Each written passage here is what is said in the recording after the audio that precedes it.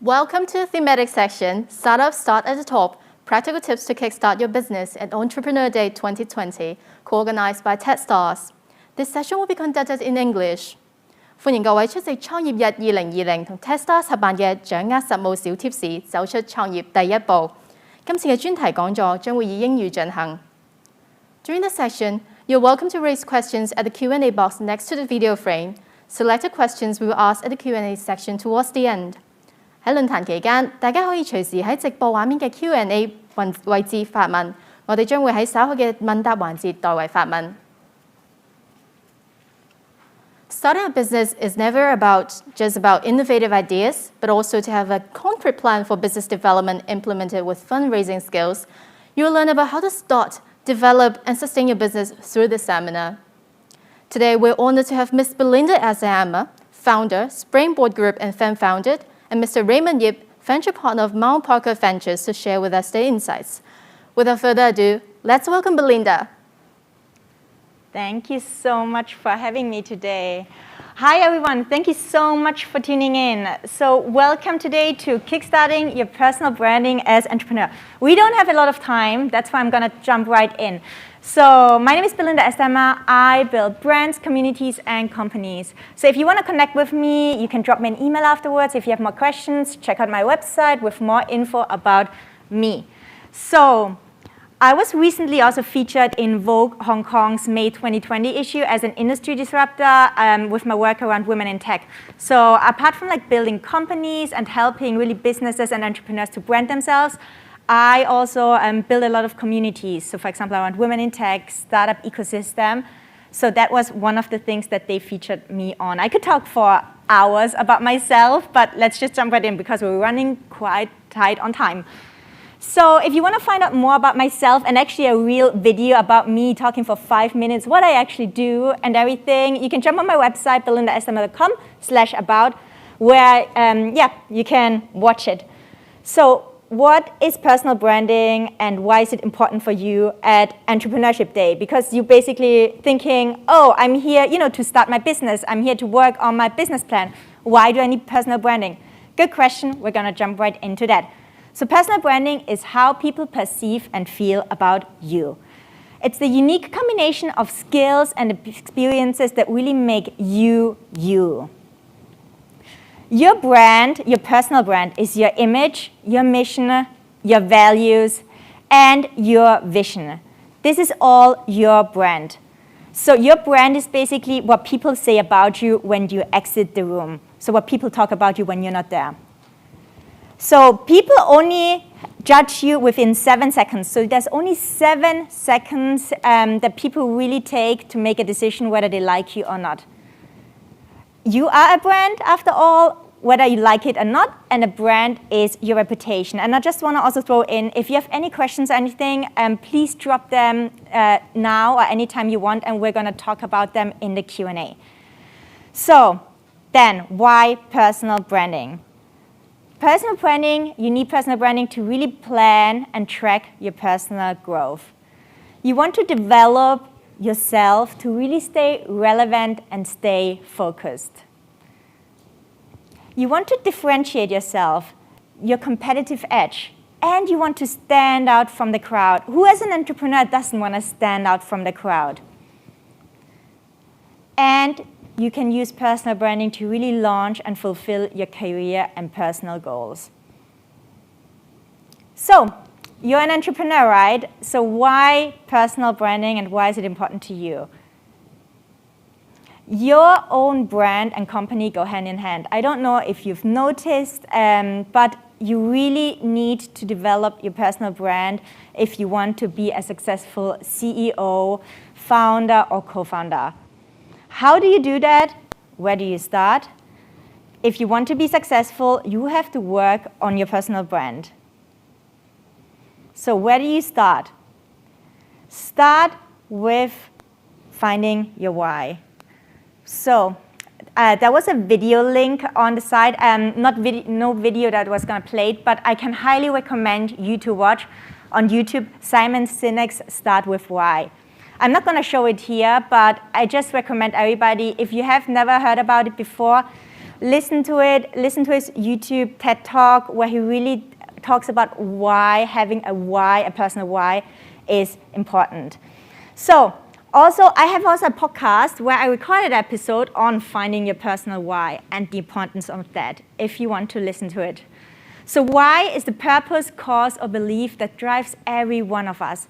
It's the reason for why you are passionate about certain things. In this framework around why, you are defined by who you are and not by the things you do. Let that sink in. You're defined by who you are and not what you do. So why focus on why and not just on your business? You probably are an entrepreneur. You don't have time to work long. You're already working long hours on your business. So why should you also work on yourself and your brand? Well, because people don't buy what from the things you do. They buy why you do it. So as an example, also if you want to really work on your elevator pitch, check out this free workbook that I created. If you follow the link, it takes you then to a free workbook that you can download where you can go in detail on finding your why. But you only get one shot to make a first impression, whether it's pitching to investors, selling yourself and your company. So you really need to nail this elevator pitch. So have you ever bought a book cover based on a book review? So have you ever bought a book based on a book cover or book review? Have you ever watched a movie because of a trailer? Or have you ever bought wine because of the wine label? I think all of us have done at least one of these things. I've done all of these things, but have you ever asked yourself why you buy wine because of the wine label? For example, I do it because I'm a creative person, I'm a design person, so if the design is really nice, I really get attracted to that. But as another example, I used to just tell people who were asking me what I do, I used to just tell them, I work in marketing. Instead of telling them, actually, I build brands, businesses, and communities. And I'm also passionate about female empowerment and giving females the nudge to get started. Does that sound much better? Right. So how many people have you encountered that were just that you just met and they were just like, oh, I work in finance, I work in consulting, where they would have gotten the chance actually to sell themselves. Even if you're not a startup founder, even if you work in a corporate, always take this as an invite to really pitch yourself. So when it comes to social media, I can highly recommend you to be on LinkedIn. You don't have to be everywhere, but if you want to be taken seriously professionally, you need to have a full, solid LinkedIn profile. And also an online portfolio. So I can, for example, myself, apart from the companies that I have, I also have my own website that M is missing, so it's belindaesterhammer.com, not .co. But yeah, I have my own website where you can check out more about myself and blog, podcast, and all the things I do. I can highly recommend every founder, everybody who has something to say, to set up one, because it really helps you to promote your brand and also deliver your message. So research and develop a strategy for your personal brand is something that really can recommend to you. And if you want to learn more about me and listen to what I do, you can check out my podcast. It's called The Belinda Esterhammer Show, and new episodes every Friday. And if you want to stay connected with me and you have questions, templates, or webinars, check out all my links. And yeah, now we're going into questions. Thank you very much, Belinda. So now let's take a look at some of the questions from our online audience. So what are some essentials of starting a business apart from the cost projection, about researching about competitors? So what are some main ideas to start up and how do you motivate yourself? So starting a business, you need to have a business plan. You cannot just go without any planning. One of the most, not mistakes, but I encounter a lot of people who always say, like, I have this idea, can I meet with you for coffee? I want to pitch it to you. And I'm like, have you done a business plan? No. Have you talked to people, validated it? No. Can I talk to you about it? And I'm like, this is a business plan template. If you fill it out, I'm happy to meet with you again. But if you don't, you're not taking it serious, so why should I? Yeah. So how do you motivate yourself? Oh my God, struggles as an entrepreneur. I think it's hard, and I think self-motivation is everything, and I think it's having a routine. It's definitely also self-care. You need to get enough sleep. You need to get your 7 hours of sleep every day. You need to think of eating healthy, working out, just taking care of yourself, but also having a routine, like turn off YouTube, turn off all Netflix and everything when you work. All right, cool. So here's another question. So you can see live streaming platforms are very popular right now. So we're using live streaming platform today. So do you think it's a good way to connect with consumers compared to the traditional ways? I mean, it's better than nothing, right? True. It doesn't replace face-to-face events, but there's definitely some great things. Like you can connect with customers who would never go to live events, who are just stuck at home. And China has so many live streaming best practices where, when it comes to the beauty industry, they can just connect and sell out within minutes. So yes and no, but I think it's definitely a great way to also on a shoestring be able to connect with people all over the world if the strategy is done right. So what do you see the COVID-19 has affected the branding strategies nowadays? Oh, 100%, and 100%. COVID-19 and everything that's also happening in the US with Black Lives Matter. It all affects marketing strategies, branding strategies, because people also want to be on brand, and they don't want to be insensitive. So yes, definitely. So how would you advise a brand to update its social media accounts? So how should it manage it well to reach the target consumers? That's a really good question, and I don't recommend you, apart if you have full-time staff really to manage all of your accounts, you don't have to be on all channels when you're starting out. Pick the ones where your consumers are. For example, if you're selling clothes, a lot of them are nowadays on Instagram, Pinterest. Focus on those, or on Facebook. Pick one or two and focus on them, and really have a strategy behind it. Don't just go and buy paid ads without a strategy behind it. And also, if you start promoting, really make sure that everything you post is spell checked. For example, just yesterday night, I was messaging a Hong Kong company who was sending out Instagram paid targeted ads, and I'm like, you have typos in your ads. You should correct it. But also, if you want to work with me, let me know. Yeah. All right. So this is a very interesting question. Do you often learn new things by reading books or watching videos? Yes, from both. So I actually have a nonfiction book club where we meet every 2 to 3 weeks to discuss a nonfiction book. And I learned so many things through just reading all across the board, not just marketing or business books. Actually, the one rule is we're not going to discuss marketing or business books because I'm so, I'm just so immersed with it in my daily life. And from videos, oh my God, I watch a lot of YouTube tutorials, but also motivational speakers and everything. So also how to motivate myself. If I feel really down, I watch somebody who really, who's really done something great, and that also gets me going. All right. So how about, last but not least, how would you encourage entrepreneurs to go for the extra miles? Don't give up. Just last sentence to them. 加油, 加油. Yeah, don't give up. And we've all been there. Startup entrepreneurship is a really hard journey. But find people that you can talk to and you can vent to. It's okay to complain, but then also pick yourself up and move on. 加油. All right. Thank you very much, Belinda, for sharing. So please take a seat, please. Thank you. All right. So coming up next, we will now invite Mr. Raymond Yip, venture partner of Mount Parker Ventures, to share his insights with us. Mr. Yip, please.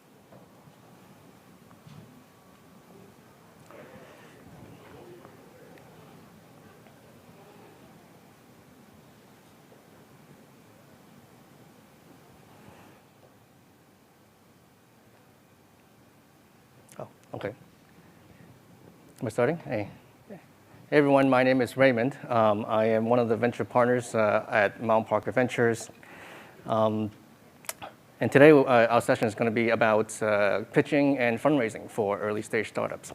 And I guess for most of you, or who are listening to this, you either are already in the midst of starting a business, running your own startup, or obviously thinking about it, right? So pitching and fundraising may not be something that's sort of super important right from day one, but it's certainly something that you should be aware of in terms of what you should look out for, how you approach it, because it's going to come sooner than you think in terms of the things that you need to be aware of. So really quickly, right? So for this presentation, I'm going to do a little bit intro about myself really quickly, just so you know who's talking to you. Go through some of the pitch types, right? When you pitch to investors and what they mean, what they are. Some of the different materials that you'll need as you go and fundraise. A little bit about bootstrapping and a whole bunch of tidbits and approach on fundraising that hopefully will be useful. So, all right, really quickly, my name is Raymond. Again, I'm one of the venture partners at Mount Parker Ventures. Previously, I was a partner at an AI-focused accelerator program. And prior to that, I was actually a founder of 2 different startups, one of which was called Clickful, and the other one was called Shopline. And then prior to that, I was actually a corporate guy, right? So for many years. I'm from New York to begin with, and then I moved to Hong Kong about 10 years ago. For my first startup that I want to kind of share with you a little bit about is it's called Shopline.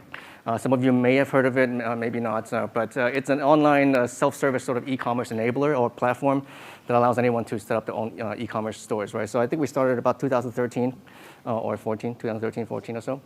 It's specifically focused on Asia. And this was, it's just a photo of me and the team back in the day that when we got into an accelerator program called 500 Startups on Silicon Valley, which was also a very good learning experience, which helped shape sort of a lot of things that I'm going to share with you on pitching and fundraising.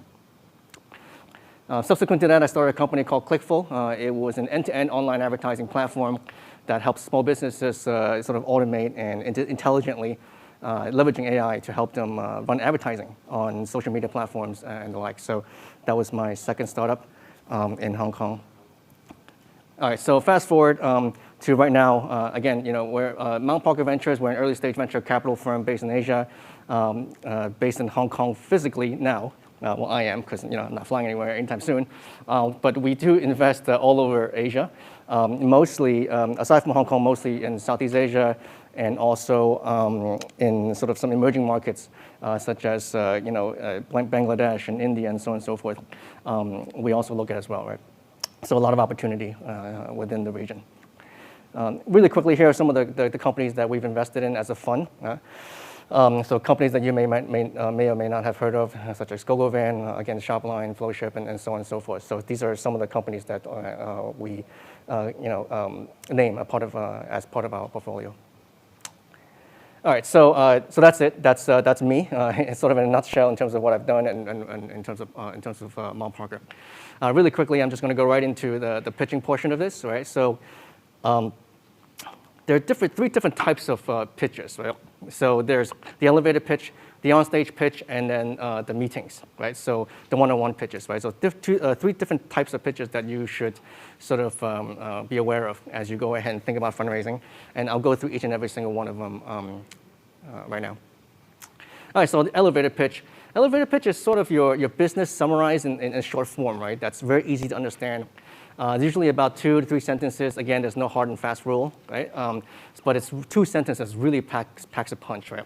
And because it includes the problem, the need, the market, and what you're doing, and then how you're different, and so on and so forth.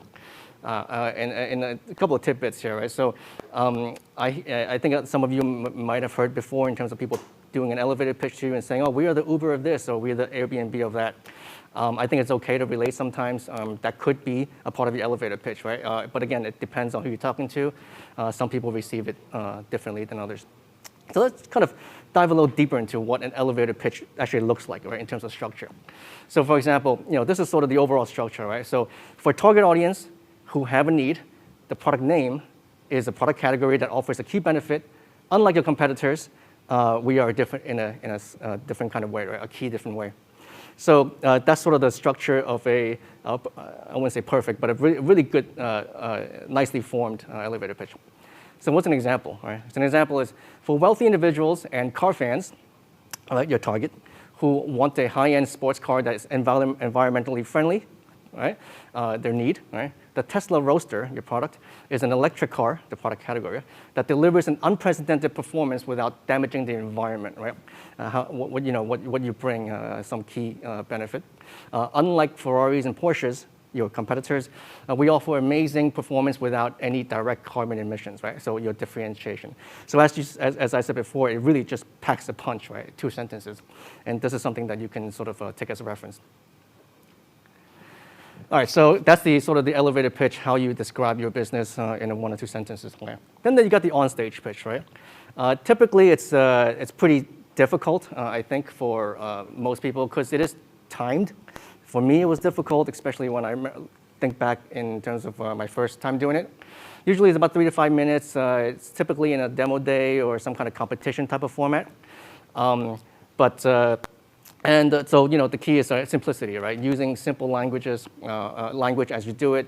And as you prepare for it, you know, do reference examples online, watch a lot of pitches on YouTube, etc. I personally have done that many times in the past. As you're on stage doing a pitch, you know, all the public speaking best practices apply, right? So, you know, look straight out into the audience, don't stutter, and don't prance around, and so on and so forth. So all of that is the same. Practice, practice, and practice. I mean, I can't stress that enough, but do practice in front of people. This whole practice in front of mirrors, staring at yourself thing just never really works, at least not for me. So whether it be your parents, your cousin, your wife, whoever, have them sit in front of you and pitch to them over and over again, right? Until they just can't take it no more. In terms of on-stage pitches, what I would recommend typically is to skip the live demos, if at all possible. Because I can guarantee you that something will go wrong, right? Because it happened to me, it happens to a lot of people. The Wi-Fi is going to die, and, you know, the power gets cut off, and then the laptop breaks. Just skip the live demos on a timed on-stage pitch. If anything, you could run a video, right? Perhaps that can be helpful. And I guess unless it's your hardware, right? I guess if you're hardware, you kind of have no choice but to just kind of wave it around and show it. Typically, it's about 10 to 12 slides max, give or take, maybe a little more, maybe a little less. But just know that, you know, as you prepare for it, you're going to get a lot of different advice, and especially when you start watching things online. But just, you know, eventually you'll find out what works for you to deliver the best pitch on stage. All right, so I'm going to go through sort of this pitch deck ingredients and what a pitch deck actually looks like, right? In terms of at least on the on stage, although the investor deck is more or less the same. So first of all, you have the sort of the overall, basically your elevator pitch, right? Your first page, and then you describe the problem that you're trying to solve, your product is trying to solve, and then what solution you're trying to come up with, right? So I guess that's sort of where you would do a demo if you actually needed to. Then you go into the market size. How big is your market?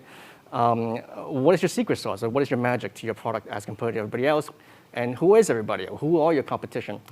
And then talk about how you're going to go to market, how you're going to sell this thing that you're making or pushing out to the public, and how you're going to make money, right? What is your business model, right? When you push it out into the market, and who is your team, right? Do you have a complete team? Do you have tech guys? Do you have are you the CEO? You know, describe your team so that people know why they should trust you, right? As a founder. And then describe sort of where you're going to take this, right? What is your roadmap and milestones in the next number of months or years? So this is sort of the overall sort of ingredients that go into any pitch deck. And I think, you know, if you look online, you're going to find more or less the same stuff, right? But there's one thing here that you probably see missing, right? And which is actually the key here, and that is traction, okay? Again, this order can be however you order it, however you feel comfortable, more or less. But, you know, I personally like to see traction everywhere and anywhere, right? So, you know, after you go into your hook, you can actually immediately say, I have 100,000 users. After you talk about the problem, you can say, I'm already driving $100,000 in sales per month. Just hit them in the face with traction every chance you get, because that's what we look for as investors. All right, so investor meetings, hopefully I'm not going to go too much overboard here, but really quickly, you run through more or less the same flow as the on-stage pitch. You know, be prepared to talk a little more deeply because you're not going to be, you know, it's not just 3 minutes and 5 minutes. You're going to be sitting there with an investor, whoever it is, for about an hour or more at a coffee shop and so on and so forth, right? But as you go and sort of, run through these meetings and pitch, on a one-to-one, don't forget to be personable and be nice and smile as you talk to investors about your business because, you know, there are people too.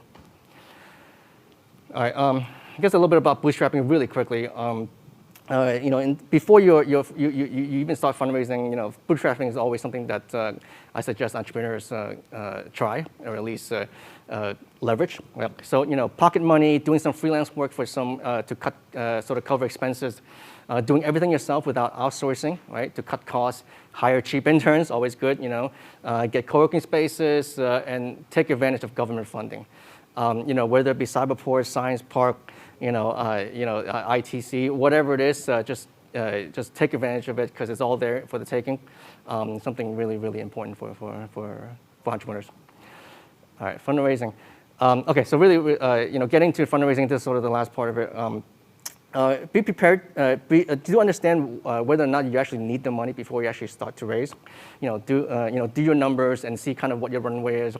Understand how much you need to continue to get to where you need to be. Before you actually go and fundraise, right? I think some people just fundraise for the heck of it without doing sort of their own internal analysis.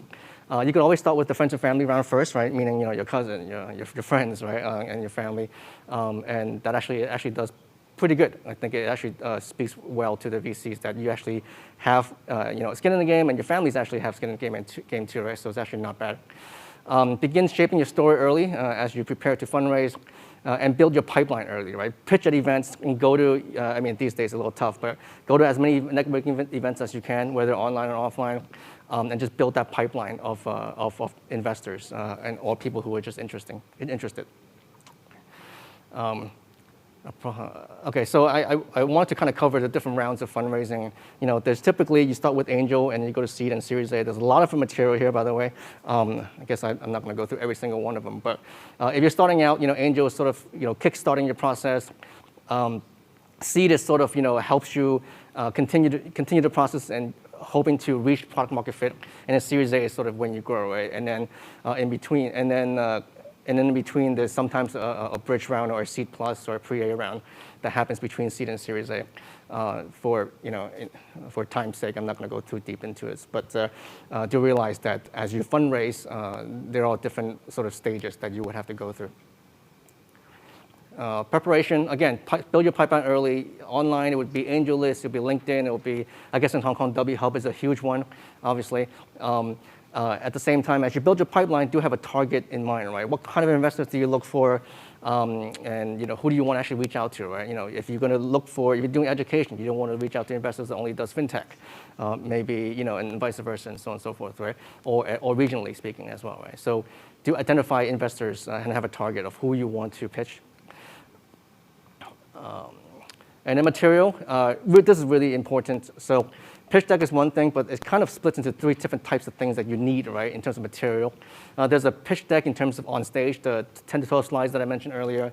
Then there's this thing called the email deck / teaser, which is like 1 to 4 pages maybe, or slides.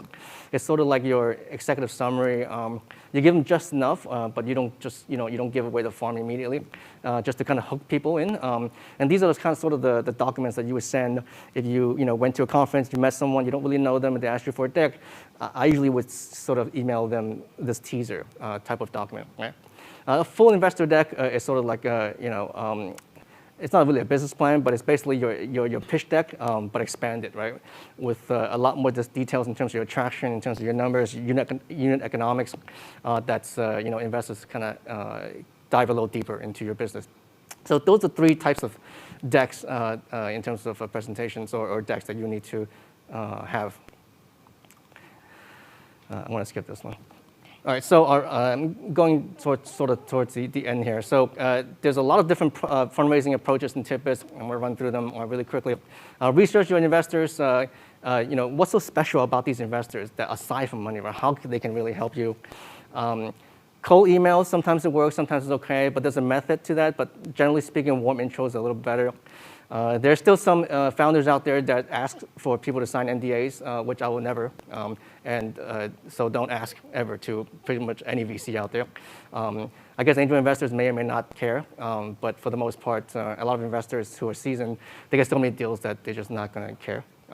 So be cognizant of that. Just make sure that you work your numbers. You have all the right metrics in place to talk about. There's a lot of times, people think, okay, well, I can raise money with a crazy idea if I get 1 million users and so on and so forth. I'll tell you right now, these days, pure play with no revenue is really tough from what I've seen in the past few years, unless your usership is literally in the millions, right? Or even hundreds of thousands with rapid growth on a month-to-month. It's really tough, so do be aware of that in terms of what investors are looking for these days. Okay, so in terms of fundraising, it is basically a full-time job for a specific span of time. Typically, that's handled by the CEO. The CEO would be sort of the natural salesman and would go out and do these. That will be his or her job, right, for that specific span of a few months. And if it's not a full-time job, then you know what, you're probably just not going hard enough, right? So, and then there's a lot of like nitty-gritty in terms of how you raise, decide on whether or not you're doing equity or convertible notes. And never get too hung up on one investor because there's just so many out there, don't basically lose sleep on anyone. I guess I can skip to the last one here. Do get smart money. I think I mentioned this earlier. It's always good to fundraise from people who's done it before, like ex-founders, who are relevant industry sort of experience and network. Always good, right? So that's what they call smart money, and it's not just regular just money, right? As you fundraise, do get the money in the bank ASAP, because as you speak to more and more investors, you realize that some of them will say yes, and then they'll drag their feet about it, and you ask them to transfer the money, and then they won't get back to you for 3 weeks later. So try to get the money ASAP into the bank. There are some people who are walking around and saying, I could introduce you to this investor and that investor, but in return, I'll take 1 or 2% or whatever. That's your call. I think sometimes it works out, sometimes it doesn't. It's sort of this FA sort of structure, but do watch out for that, because there are some of those people who offer that would have good intentions, and then there are some that actually don't have your best interest at heart, right? So do be aware. Do get advice from advisors, from founders who has raised before. That always helps, because they also have a network and also have a know-how to kind of help you along as you fundraise. Most investors will say no. Okay, so accept it. I would say, I don't know, 90%, 90+%, they'll say no.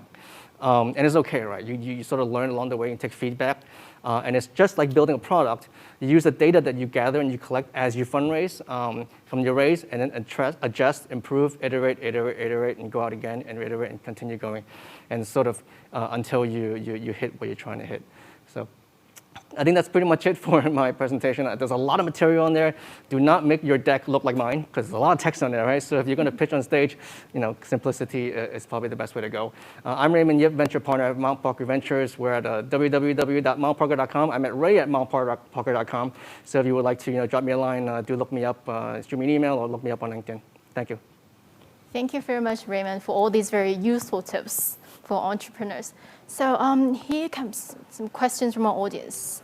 So what are some main points needs to be mentioned in an elevator pitch, say within one minute, very short time? So how do you impress the judges, investors? Yeah. I think on the presentation, I kind of put up a structure earlier, right? So you really have to have hit all the main points that's easy to understand, right? And it is 2 sentences that packs a punch.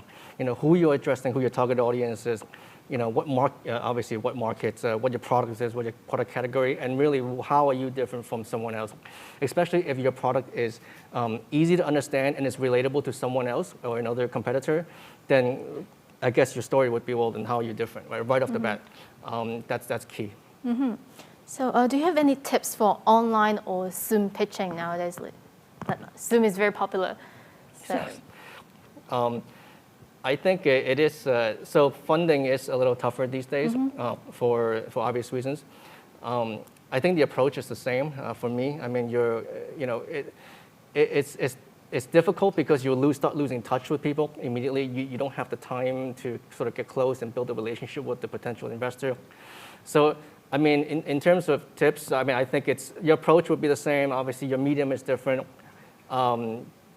So, I mean, I think it's more or less, similar in terms of how you should, what the things that you need to communicate and the things that you need to tell the investors, but just got to keep up and follow up and follow up. But what I can say is the good thing about this is that you actually have access to a wider range of VCs now, or just investors, right? That's right. That's from cross-border, right? So it's not just, for example, not just Hong Kong, not just the region. You can pitch people in Europe and wherever, and it's all Zoom or it's all online, right? So here we got a Hong Kong startup looking for an investor for the first investment. So how could they balance the control of the business and the investors? Yeah, that's you're talking about the effort of fundraising. Yes, yes. I think so that's why it's always tough for single founders, right? So most investors, if you ask them for early stage or like seed, pre-seed stage, what's the number one most important thing? It's always the team, right? And that's because then if you have a team, then you can sort of divide and conquer a little bit, right? So it's not just one guy who's working on a product, doing sales, doing fundraising all by him or herself. That's tough. So if you have a team, then be very clear in terms of what the responsibilities are, I think, and just be like I was saying before, just be aware that typically it would be the CEO that actually goes out in fundraising and make sure that this is sort of your objective for 3 months, 4 months, or however long it takes you, because it's really tough if you unless you don't sleep, I guess. Right? I mean, to do product and you do sales, and then, but if you have a team, you complement each other, then you can just sort of split things up. There's a lot of hard work, right? Yeah. So how do you think about the potential for development of biotech startups in Hong Kong? Any locations or countries is the best for the development as a biotech startup?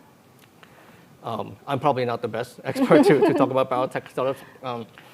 We typically have not been looking too much into that, although I think that obviously innovation can happen anywhere, especially even locally, right? With for example, Prenetics Circle, right? Circle DNA. So there's a lot of things happening in that space, even in Hong Kong. But I think it could be basically anywhere.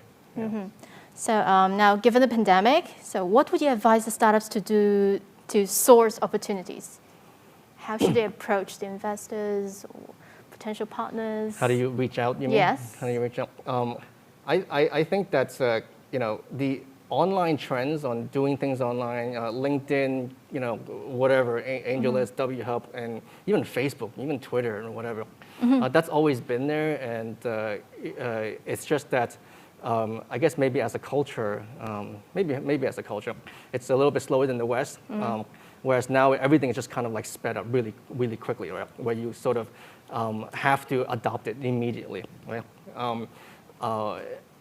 I think that's continue to do that, and also, join these online events. I mean, it's still an event. You still be able to meet people.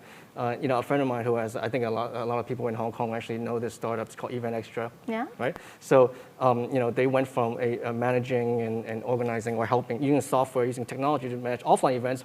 And he pivoted basically to an online solution. It's terrific, right? Yes. And he's able to continue that, and events are happening, right? Hundreds and if not even thousands across the globe. So to continue that, it's just that you're behind the screen. Right. Yeah. So how do you persuade your co-founders or your employees to work as hard as you? Like, how do you influence your peers? It's just a whole different topic, I guess, right? In terms of team building and building culture.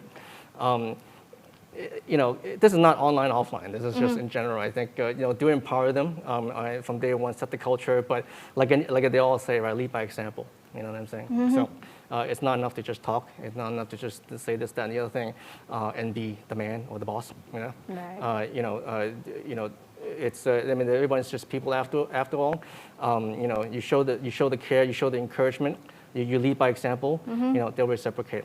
Yeah, exactly. So here are more technical questions. So any suggestion on the proportion of logistics and manpower cost for seed startups? In terms of, you mean like hiring and stuff? How much resources should they put on logistics and how much on manpower?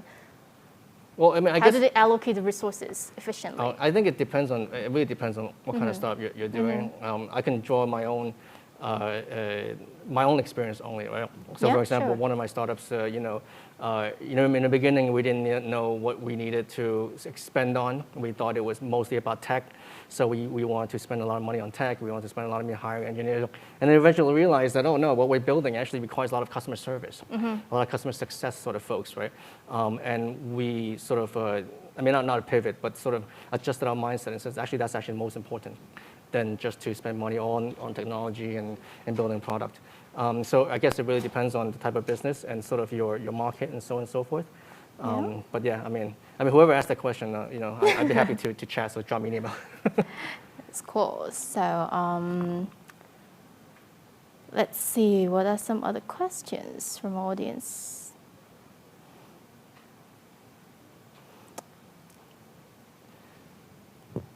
So here's a very interesting one. So if the elevator pitch, the PowerPoint has many animation effects, should they remove them all and send to someone, or what should be the best alternative? If it has a lot of animation? Animation, yes. Are you trying to sell animation?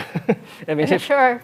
If you're not, I think prettiness Would is... that distract I think the so. I audience? think if it's, the prettiness is okay. It's a nice design. It's pretty. It's okay. But the substance needs to sort of be the forefront, right?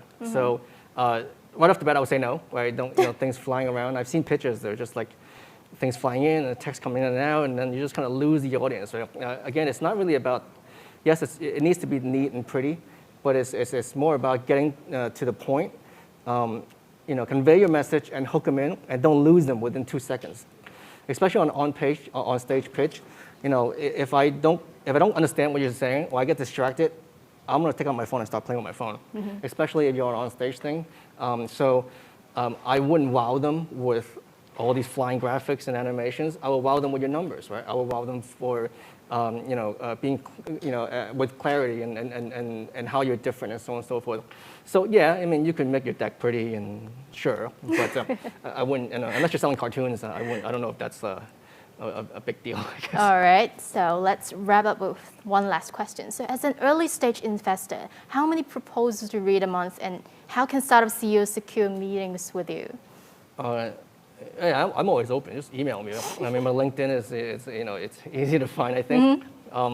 It depends in terms of how many decks or how many pitches. So we sometimes a little less, sometimes a little more. These days a little bit more, because I think. I mentioned earlier that us being Mount Parker Ventures, we're looking a little bit deeper into places like India and so on and so forth. We might have communicated this in the past few months or so. So now I'm getting more and more sort of inquiries coming in from new markets. Well, so these days more, and then in the past it really depends. But yeah, I'm Ray at mountparker.com. Just send me an email. Always happy to come and have a chat on the video, or when things get better, we can have a coffee. Always open to help out.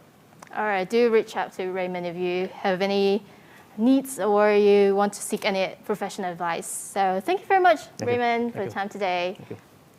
So once again, thank you, Belinda and Raymond, for sharing with us your insights and having fruitful discussion with our audience.